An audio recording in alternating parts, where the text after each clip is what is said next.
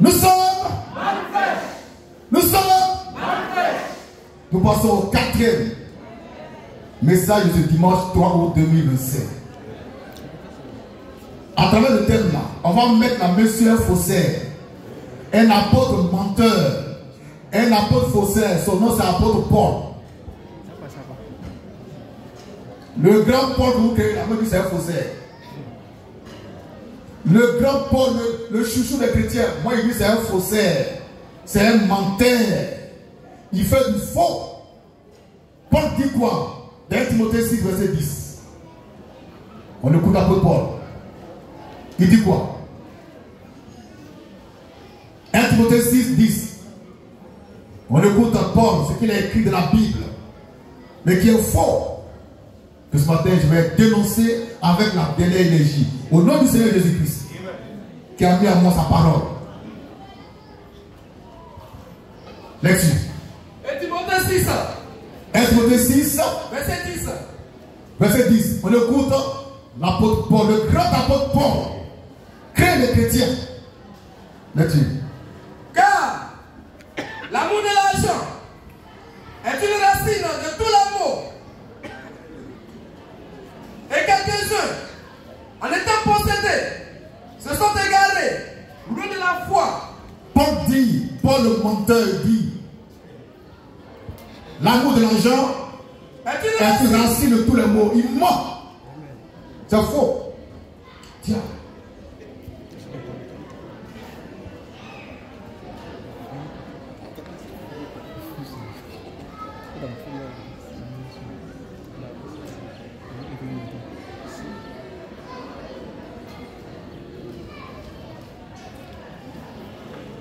Le grand apôtre Paul, le chouchou des chrétiens, l'apôtre le plus craint du christianisme, a fait du faux en écrivant 1 Timothée 6, verset 10. Il dit quoi? On reprend ce qu'il a dit. Car l'amour de l'argent est une racine de tous les maux. C'est faux. Il ment. C'est un faussaire. Qui n'est pas d'accord avec ça? Tu es maudit à jamais. Quelqu'un ment, on ne va pas parler de ça. Mais ça s'appelle l'apôtre Paul. On s'en fout, l'apôtre Paul. Paul, il est qui? Il est qui même? Il paraît qu'il est l'apôtre des nations. Moi, je ne suis pas la nation, je suis juif. Moi, je suis juif, il n'est pas mon apôtre. Comment il peut dire que l'amour de l'argent est une de tous les maux? Il ment. Il veut dire que c'est l'amour de l'argent qui a envoyé tous les problèmes au monde là. Et ça fait ça. C'est pas vrai du tout. Et c'est faux. Et nous, on est là pour dire que c'est faux. Et puis pour dire aussi ce qui est vrai. C'est ma mission. Paul, c'est un voyou. Qui n'est pas d'accord avec ça? Paul, c'est un voyou. Il a écrit plein de bêtises dans la Bible. L'amour de l'argent n'est pas la racine de tous les maux. Jamais. L'amour de l'argent n'a jamais été la racine de tous les maux. Jamais. Paul est un menteur. La Bible ment. L'amour de l'argent n'a jamais été la racine de tous les maux. Jamais. Et on va le prouver par les Écritures que Dieu a inspiré. Ce que Paul a écrit dans 1 Timothée 6, 10 n'est pas inspiré de Dieu. C'est Satan qui l'a blagué. Il ne voit rien. Il ne connaît rien. Il a tellement écrit qu'on a pensé qu'il était plus grand que l'apôtre Pierre. Alléluia. L'amour de l'argent n'a jamais été la racine de tous les maux. Et ça, je vais toucher insister dessus avant d'aller un peu en profondeur. L'amour de l'argent n'a jamais été la racine de tous les maux. Paul ment. Répétez après moi, il ment. Il ment. Paul ment. C'est un menteur. C'est un faussaire. Alléluia. Amen. Maintenant, on va prouver qu'il ment. C'est ça qui est important. Le péché a commencé où? À votre avis? Le micro.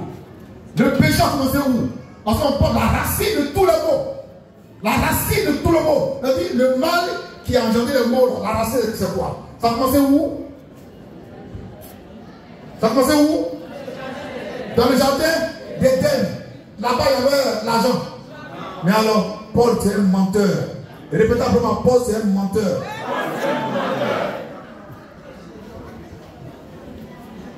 Lorsque le péché a commencé, il n'y avait pas d'argent. On ne parle même pas d'argent. Quand le péché a commencé à Éden là-bas, on ne parlait pas d'argent. Donc Paul est un menteur, c'est un bricoleur spirituel. Paul, c'est un voyou. C'est un voyou. Je ne crois pas en lui. Bon, je crois un peu. La parole. Le péché a commencé dans le jardin d'Éden. En ce temps, on ne parlait même pas d'argent. Comment il peut dire que l'amour d'argent est la racine de tous les maux? C'est faux. La racine de tous les maux, c'est le péché adamique. La racine de tous les maux, c'est la désobéissance d'Adam et Ève. C'est ça qui est la racine de tous les maux. C'est pas l'amour de l'argent qui n'existait même pas dans le jardin d'Éden. Paul n'a pas vu loin. Il a volé comme un moineau spirituel. Ici vole l'aigle dans les airs. Je vois plus loin que Paul. J'ai dit, je vois plus loin que Paul. Ma parole. Donc, on va aller au-delà de 1 Timothée 6:10, qui est faux. C'est un verset diabolique, mensonger, trompeur. Car l'amour de l'argent n'a jamais été la racine de tous les maux. La racine de tous les maux a poussé à jamais dans le jardin d'Éden. En ce temps, on ne parlait même pas d'argent. On ne parlait même pas d'argent. Le péché commis par Adam et Ève, c'est ça qui est la racine de tous les maux.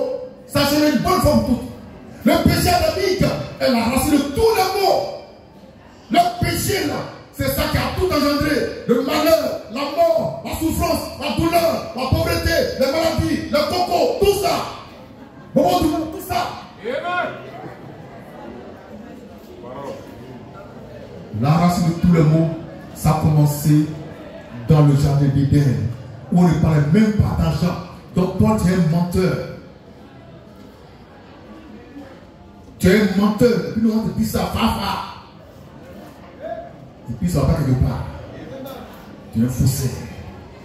Maintenant, revenons dans le jardin d'Éden, où tout a commencé.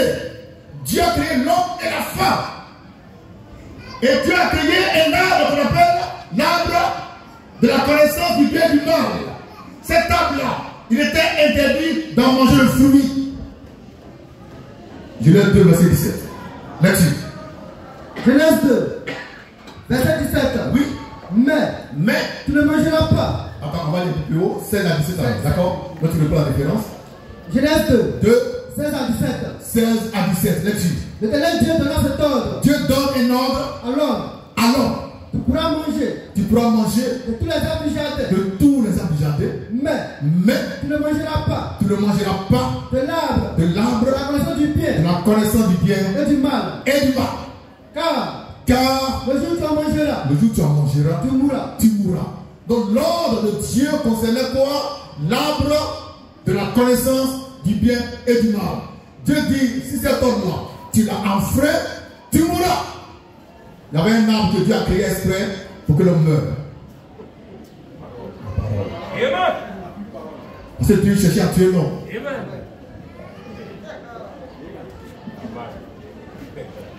L'arbre de la connaissance du bien et du mal. Tu ne manges pas de ce fruit-là, sinon tu mourras. Le serpent sort de nulle part. Il va tout droit vers la femme qu'il a pu séduire. Et la femme et le serpent ont mangé du fruit de l'arbre défendu, de l'arbre de la connaissance du bien et du mal. Ils ont mangé ça. Et après avoir bien mangé de ce fruit, la femme prend le même fruit. Pour aller vers son mari pour dire, ah, c'est un beau fruit. Quand j'ai mangé, je ne suis pas morte. Donc Dieu a menti. On va lire ce que le serpent dit en mettant Dieu et sa parole en doute là. Genèse 3, verset 4. Écoutez, Genèse 3, verset 4. Ce que dit le serpent à la femme, oui. Alors le serpent dit à la femme, Le serpent dit à la femme, vous ne mourrez point. vous ne mourrez point, point. Dieu a dit quoi? Tu mourras. Lui il dit quoi? Vous ne mourrez point. Dieu a parlé, le serpent a parlé.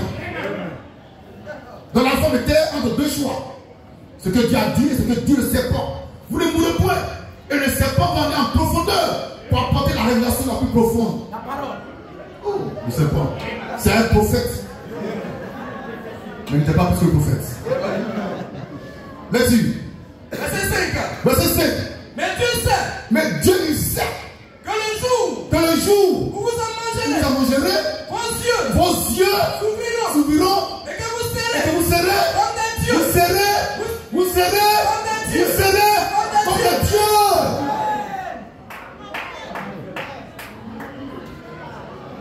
Dieu a caché ce mystère à l'homme. Le serpent qui écoute au bout a entendu ça, dit ah, femme, vous ne mourrez pas. Mais Dieu sait que si tu meurs, tu seras comme Dieu. Frère, tu reprends ça. Verset 5. Oui. Mais Dieu sait Oui. que le jour Oui. où vous en mangerez, Oui. vos yeux s'ouvriront Oui. et que vous Vous serez serez comme des dieux. comme des dieux. Là, pourquoi Dieu ne veut pas vous manger? Il n'y a pas de mort, donc personne ne va mourir. Vous serez comme des dieux, comme lui. Donc il a bâti la femme là. Maintenant, est-ce que ce que dit le serpent est faux? Est-ce que le serpent a menti? Jésus dit le serpent est menteur. Le gars est menteur depuis le commencement. Mais ici là, est-ce que le serpent a menti? Oh! La parole! La parole! La parole! Frère! Frère! Dieu lui-même donne raison au serpent. Putain! On va lire ça rapidement. Dieu lui-même donne raison au serpent. Dieu donne raison au serpent. Là-dessus.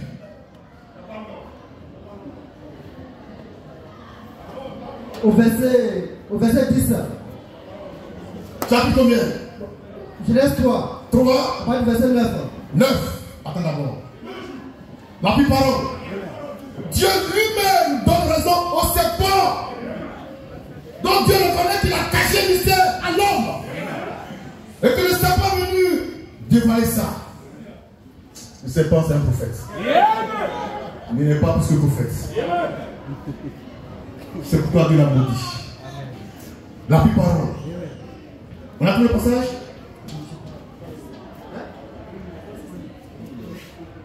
Mais l'Éternel Dieu appela l'homme et lui dit, où es-tu? Il répondit, j'entendrai ta voix. Non. Qui t'a appris que tu as dit? Non, monsieur. Où Dieu dit. Je laisse. Voilà. Oui. Oui.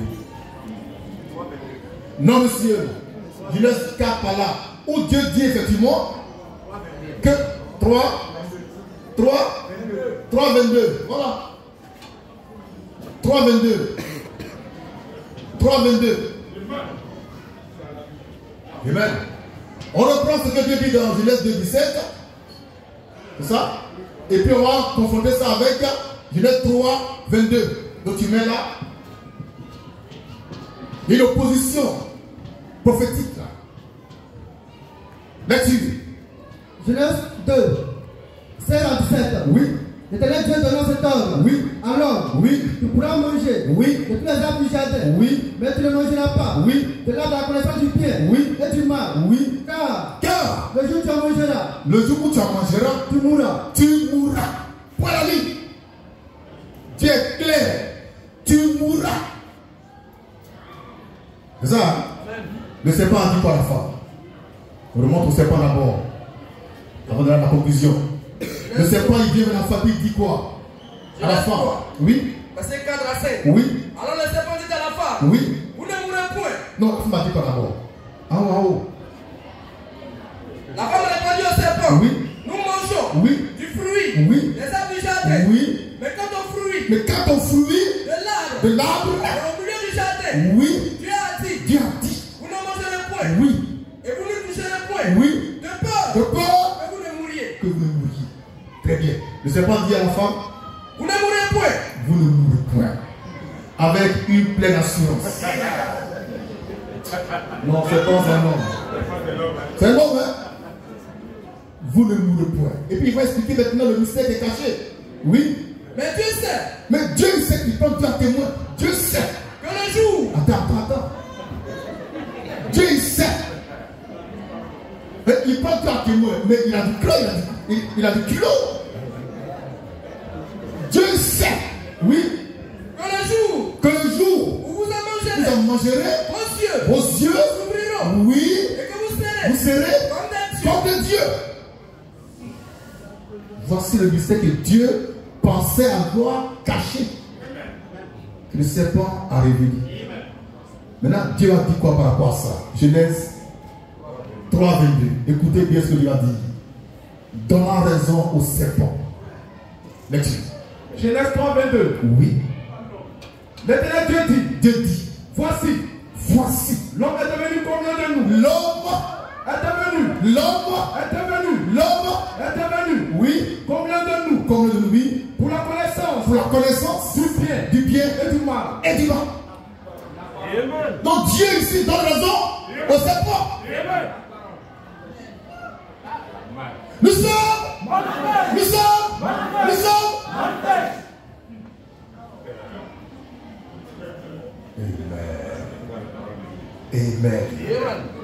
Amen. Donc vous voyez le mystère. Donc la racine de tous les mots là. Paul, c'est un voyou, il a menti. C'est moi j'apporte la lumière. J'apporte la vérité de Dieu. La racine de tous les mots, c'est le péché adamique. C'est quand ils ont mangé de l'arbre de la connaissance du bien et du mal, que tous les péchés sont venus. Les maladies, tout est venu à partir de là. Donc Paul, c'est un menteur. Vous voyez, c'est le mystère de Dieu qui donne raison au serpent. Ça, c'est extraordinaire. C'est très fort. Mais malgré ça, il le met en enfer. Tu vas dire qui t'a envoyé pour aller parler ça. Alléluia. Merci et à bientôt.